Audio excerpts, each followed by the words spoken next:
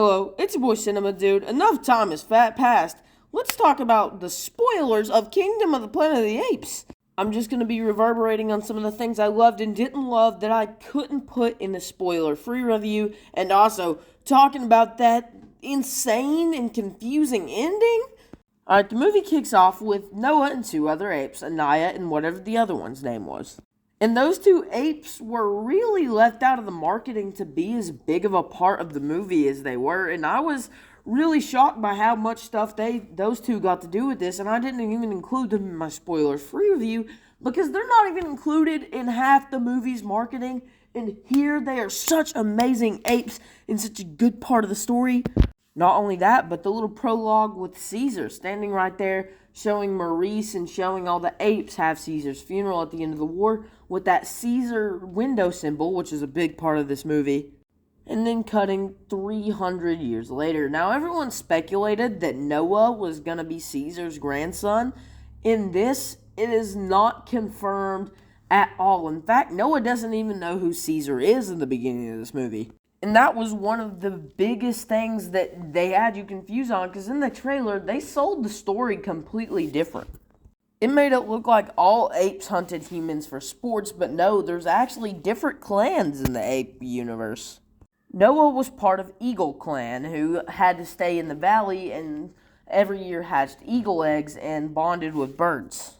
And it's also revealed that they don't even know what a human is, they just call them echoes. And the echo-human aspect was something that really caught me off guard here. This movie introduces the fact that some apes are more intelligent about things than others.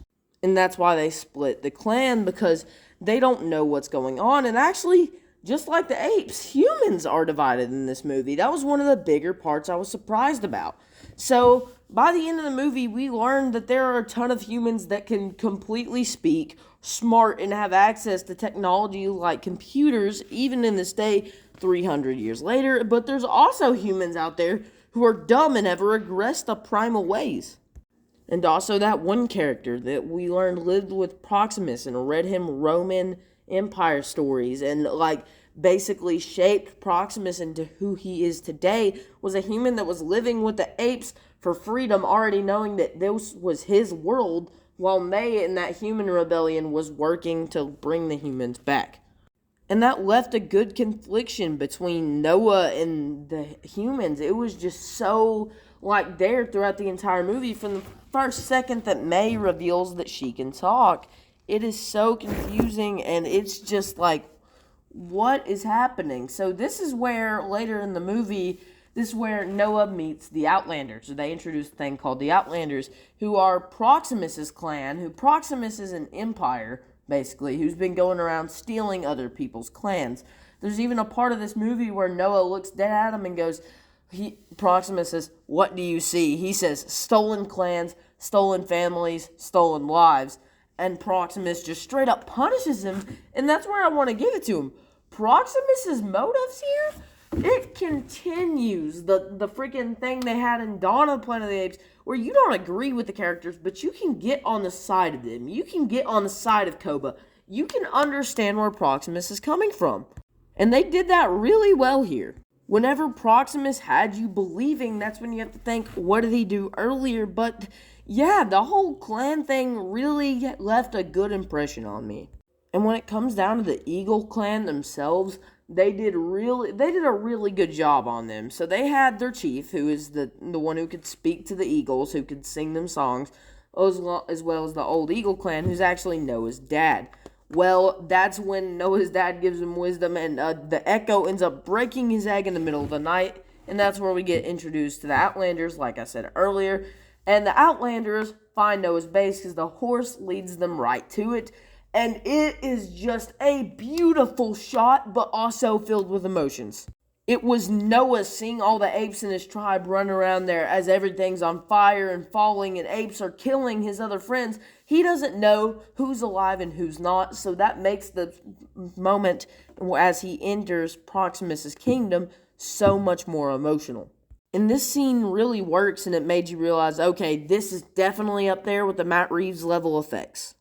Like, I'm just thinking about that shot where Noah was up against that one gorilla ape and he was pushed on the side and he gets completely fell down by everything after watching his father get killed, basically. And he says, "For Caesar," and that leaves Noah at a conflicted emotions, hating Caesar, not even knowing who he is. This is where we cut to Noah waking up, getting all sad, knowing that everything's gone, and goes on an adventure to find his family. And this was just so sad, because Noah don't know who's alive and who's not, neither does the audience. Because like I said, they made Anaya and those other characters really good. All he knows is he has to bury his dad and head out. And this is where they do so good at being able to make these apes emote. You can tell Noah is in pain in this version. And that's also what I like.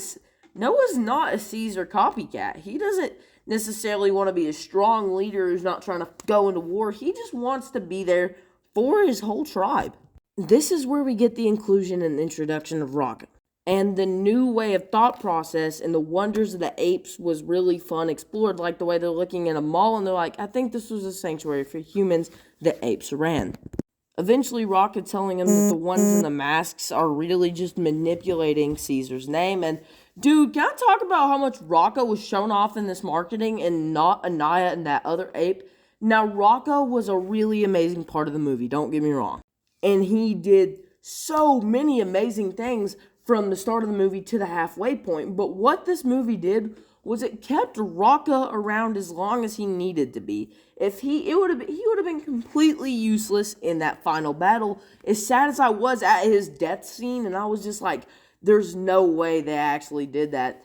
When they killed off Rocco, I was just sitting there in shambles, okay? I just could not believe my eyes and what was happening there. And that whole scene with Rocco was hard to watch.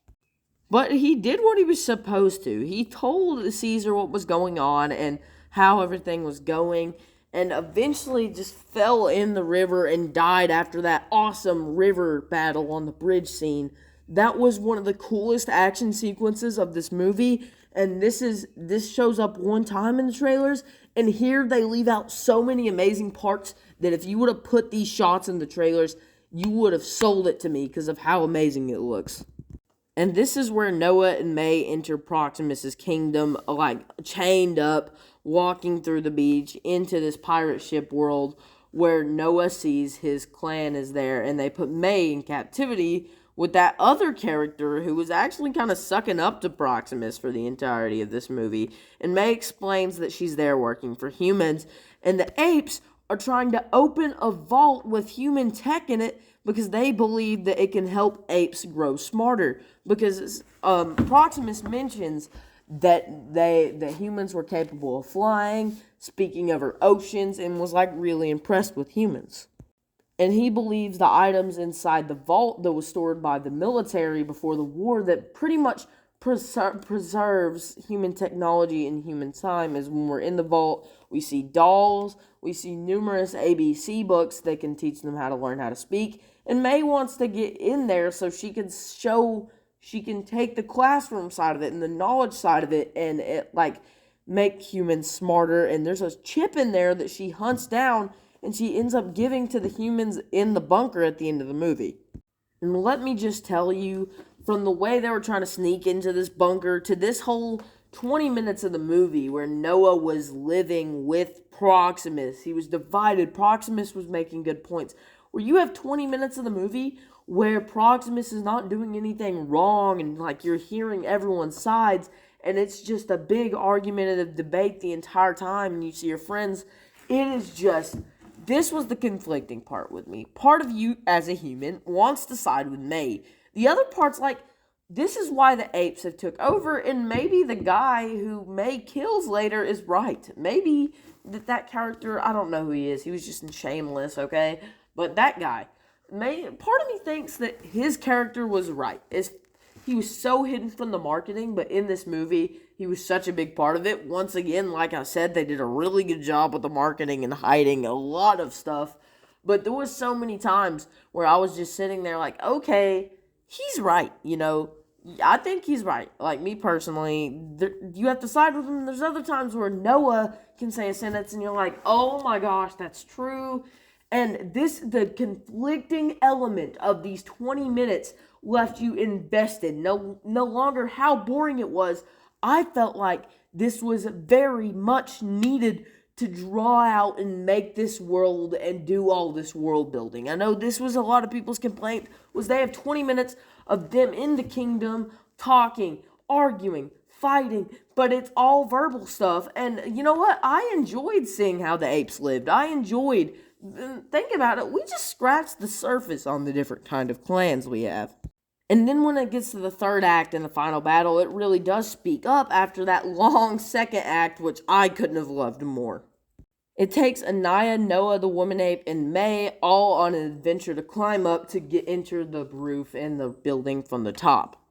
They sneak into the vault from the top. I don't know why Proximus didn't think of that sooner.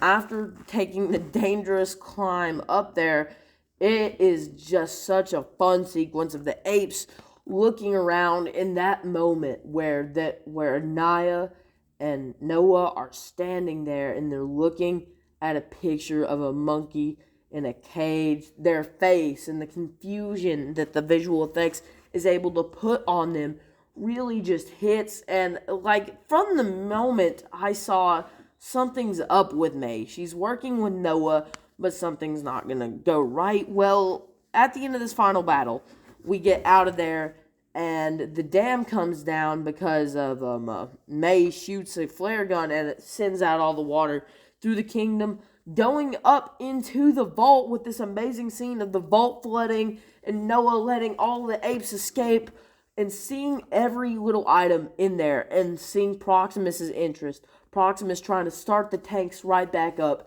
and seeing all of those preserved human technology.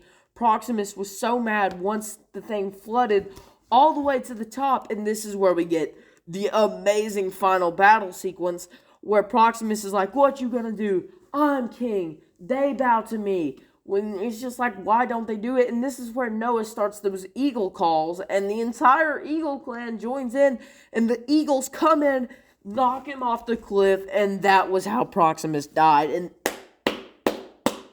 what? That was such an amazing way to kill him off. And after that, we actually see that a few months later, it seems like they've rebuilt everything. The Apes Eagle Clan has rebuilt their following Caesar now. The real Caesar that Rocket taught of, not the Caesar that the Proximus taught of, because that was not really Caesar. But in this moment, we get to see May and Noah talking, and May's holding a gun behind her back, and I was like, she's up to something. And we find out that she decides not to kill Noah because he means something to her. Noah helped her out. Noah's the reason he's there. So instead of fulfilling her task of eliminating, she fulfills her other task of taking that chip back to the human bunker facility, which I was so confused when that lady walked out in a hazmat suit. And like, I remember 4 people in our theater was like, and she walks in this old abandoned power plant, goes downstairs. It is fully up and running. There are a ton of humans that know how, and they just put this computer chip in. It turns the satellites all on, and it just kickstarts them, and they communicate with another astronaut, and that's where the movie ends. And this is where I think that this is a crazy theory. Don't get me wrong. There has to be other bunkers and vaults out there like the one that the apes built out of. Because if there's that many slots that need to be filled to get in control of all those satellite towers, and if there's other bunkers like the ones that are communicating to, I don't know if that was the bunkers or the astronauts from Rise of the Planet of the Apes. I have a feeling it was Taylor from the original movie, and we're going to get to see a rebooted version of Taylor at the end of the next movie. And Disney has also announced that they're going to be doing a 9-part movie series with this, and we're on movie 4, so we got like 5 more movies to go, so I'm hyped. And that means we have this trilogy and another trilogy. So does that mean we could have 2 more casts of main characters? And this was a solid first for the start of the Planet of the Apes for the new trilogy, for trilogy 2. Noah's trilogy could possibly compete with Caesar's trilogy. I'll put this on the level of Rise of the Planet of the Apes for sure because of that ending. And also, Going back to what I said earlier, I really do think that there's a ton more of those vaults, and that's what we're going to be exploring in the future, is humans now having that tech, able to communicate with each other. If it is Taylor in space, and he is coming from 2011, and he lands, and he has human tech from 2011, like freshly made stuff, then he is going to be a big part of the next movie because of how much regular tech he has and how easily Taylor's going to be able to fight back against the apes. But if it's not Taylor and it's just other humans, then that immediately tells you there's other bunkers out there. There's other vaults out there to get everyone else's satellites running. And let me just tell you, they're going to rise up, find those bunkers with the preserved human technology in it, and take it out. And that will make an amazing War for the Planet of the Apes Part 2.